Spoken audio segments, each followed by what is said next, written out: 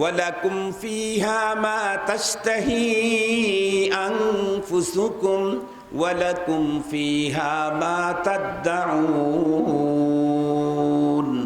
নুজুলাম মিন গফুরির রহিম।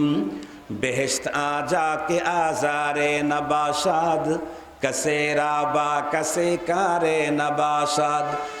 নাই কো শেথা নামাজ রোজা নাই তো কোনো কাম, নাই কো শেথা নামাজ রোজা নাই তো কোনো কাম। আছে শুধুই প্রেম প্রীতি আনন্দ আরাম, আছে শুধুই প্রেম প্রীতি আনন্দ আরাম।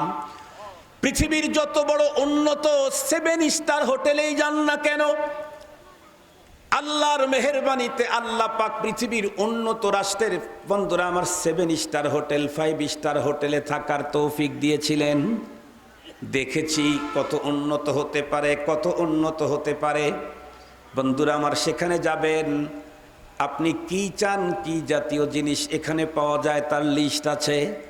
কিন্তু আপনি চাইতে হলে বন্ধুরা আমার কমপক্ষে আপনাকে একটা জায়গায় ক্লিক করা লাগবে, ফোনে বন্ধুরা আমার তাদেরকে ডাকতে হবে, এরপরে আপনি চাইলে দিবে। কিন্তু কি চাইলে দিবে? যা লিস্ট আছে তার ভিতরে চাইলে দিবে, এর বাইরে কিছু চাইলে দিতে পারবে না।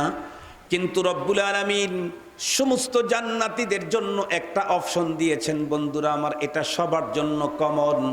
লাকুম ফিহা মা তাশতাহি আনফুসুকুম ওয়া লাকুম ফিহা মা তাদউন। আমি যদি জান্নাতে কোনো কিছু চাওয়ার জন্য মুখ খুলি সেটা তো পাবই পাবো, মুখটা খুলি নাই, শুধু অন্তরের ভিতরে কোনো কিছুর চাহিদাটা যদি শুধু ঢোকে সঙ্গে সঙ্গে সেটা রেডি হয়ে আমার সামনে হাজির। এই জন্য বাংলাদেশের ইকোনমিক আর বিজনেস ক্লাসের পার্থক্য শুই না আবার মনে করেন না তাহলে আমারটা মনে হয় একটু নিম্নমানের হইল। কিয়ামত পর্যন্ত যত উন্নত লেভেলের হোটেল প্রযুক্তি তৈরি হবে, এ জাতীয় কোনো নরমাল প্রযুক্তি কোনো জান্নাতেই ব্যবহার করা হবে না।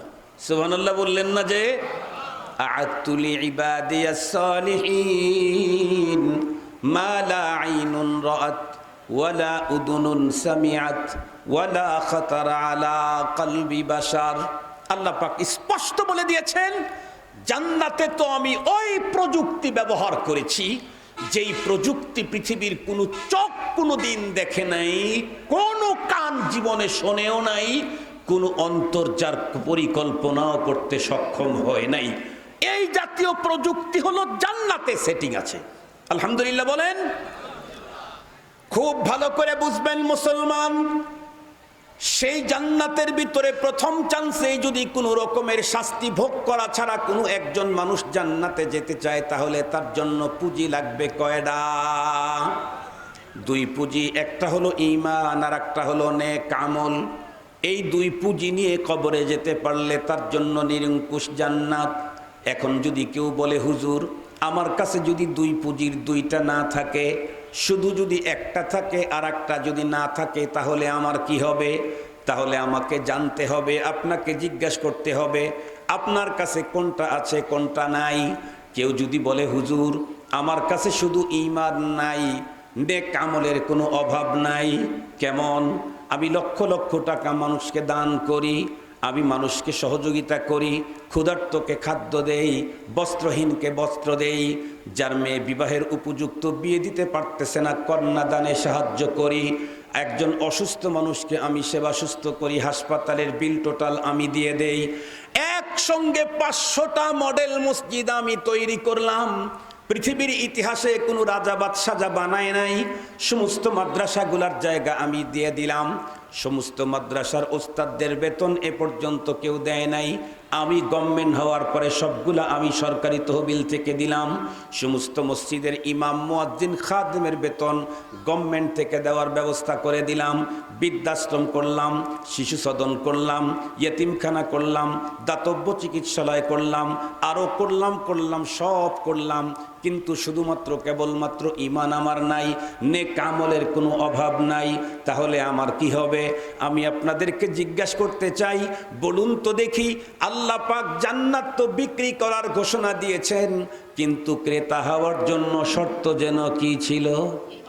আর একটু জোরে বলেন। তাহলে যার কাছে ঈমান নাই, নেক আমল করতে করতে তামাম দুনিয়ার নেক আমল সে যদি করে ফেলে, জান্নাত পাবে তো দূরের কথা, জান্নাতের দেখাও সম্ভব না।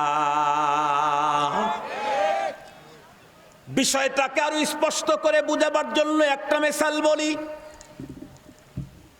খায়রুল কুরুন, আল্লাহর পয়গম্বর নিজে বলেছেন, খায়রুল কুরুনি করনি সুম্মাল্লাযীনা ইয়ালুনাহুম সুম্মাল্লাযীনা ইয়ালুনাহুম। বিশ্বনবীজি বলেন, তামাম পৃথিবীতে যত যুগ এসেছিল আসবে, সকল যুগের ভিতরে সবচেয়ে সুন্দর সোনালীতম যুগ আমার যুগ, আমার সাহাবীদের যুগ। সেই যুগের একজন মানুষ, যেই মানুষটা এমনই একটা ফ্যামিলিতে জন্মগ্রহণ করেছে, যার চাইতে উন্নত ফ্যামিলি তামাম দুনিয়াতে কোনোদিনও দুনিয়াতে আসবে না। স্পষ্ট সহিহ হাদিসের বর্ণনা। আল্লাহ পাকের পয়গম্বর বলেন, আল্লাহ তামাম পৃথিবীর ভিতরে বুলদে ইসমাইলকে চয়েস করেছেন। সেখান থেকে আল্লাহ পাক বনু হাশেমকে চয়েস করেছেন, কোরাইশকে চয়েস করেছেন, সেখান থেকে হাশেমকে চয়েস করেছেন। তার মানে হলো পয়গম্বর বুঝাইলেন, পৃথিবীতে যত গোত্র ছিল আছে, এর ভিতরে সবচেয়ে উন্নত মানের গোত্র হলো হাশিমি। সেই বংশের ভিতরে জন্মগ্রহণ করেছিল একজন মানুষ, তার নাম খাজা আবু তালেব।